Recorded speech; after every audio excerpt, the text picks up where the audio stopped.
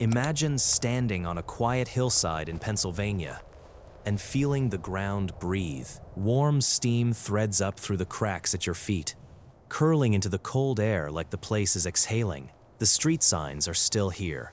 The fire hydrants are still here. The cracked sidewalks still run in neat lines past empty lots where front porches used to be.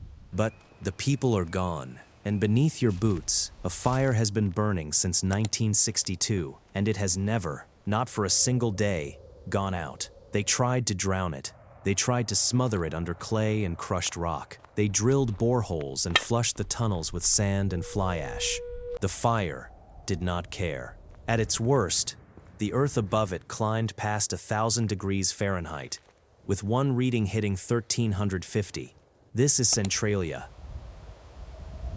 In the 2020 census, its population was 5. Once, this was a coal town, and it was proud of it. Anthracite built Centralia, fed it, warmed it through hard mountain winters. Roughly 1,500 people lived here at its height. There were churches and bar rooms and grocery stores. There were 2 cemeteries on the hill and a Memorial Day parade that every family turned out for. It was an ordinary town with one nagging, ordinary problem: the dump. And in May of 1962, the borough solved that problem the way it always had. They set the trash on fire to clean it up before the holiday. On the 27th of May, they lit it. That night, they hosed down the visible flames and went home. 2 days later, the flames were back. They doused them again. The fire returned again and again, all through that first week. Here is the question that should have haunted them: how do you lose an entire town to a pile of burning garbage? The answer was hiding in the wall of the pit. The dump sat inside an abandoned strip mine, and somewhere in its rocky face was a hole, about 15 feet wide, that should have been sealed and never was. The fire found that hole. It slipped down into the Buck Mountain coal bed, into a black labyrinth of abandoned mine tunnels that ran for miles beneath the town, every one of them still lined with anthracite. And anthracite, once it truly catches, burns hot and burns slow. The town had unknowingly handed a fire the largest supply of fuel imaginable. People still argue about that first spark. David DeCock, a journalist who chased this story for 40 years, says the borough's deliberate burn did it. Author Joan Quigley says it started a day earlier, when a trash hauler dumped hot ash into the open pit. For years, state and federal officials blamed spontaneous combustion. A councilman insisted a neighboring seam fire was the real culprit. The argument has never really ended. The fire never waited for it to. In the beginning, you could almost ignore it. The fire stayed underground, a problem of smoke and odor and money. Early efforts to dig it out failed, sometimes for the want of a few $1,000s. Winter froze the water lines, machines broke down in the snow, and while the bureaucrats debated, the fire kept moving, patient and invisible, eating its way through the dark beneath the kitchens and the classrooms and the graves. By 1980, it had started to surface. Residents reported headaches and dizziness as carbon monoxide, carbon dioxide, and dangerously low oxygen seeped up into their homes. Smoke drifted from sinkholes, basements filled with gas. The ground in places grew warm to the touch, and in the cemeteries on the hill, there were whispers that the dead themselves were no longer safe, that graves were slumping toward the fire raging below. Then, on a winter day in 1981, the fire reached up and grabbed a child. His name was Todd Domboski. He was 12 years old, walking through a backyard, when the ground simply opened beneath him. A sinkhole, 4 feet wide and 150 feet deep, swallowing him whole. He caught a tree root on the way down and held on. The hot steam pouring up past his face carried enough carbon monoxide to kill him. His cousin Eric Wolfgang, just 14, grabbed his hand and hauled him back into the light. Todd survived that day, but the nightmares followed him for the rest of his life, and decades later, still haunted, he died in 2022. After that backyard opened up, nobody in Centralia could pretend anymore. This was never really about coal. It was about whether you could keep your children safe. So the town turned on itself. By 1981, every family faced the same impossible arithmetic.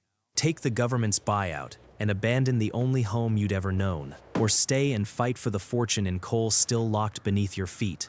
coal that some valued at $400 million. Neighbors who had lived side by side for generations stopped speaking. Some packed up and left within months. Others swore they would die in their homes before they let the state take them. Washington chose the cheaper path. Rather than fight the fire, Congress decided to pay people to leave. By 1983, more than $7 million had gone into fire control and the first emergency relocations. Over the next 3 decades, another $41 million followed the families out the door. One by one, the houses came down. You can buy a town. It turns out you cannot buy back a home. And it was not only Centralia.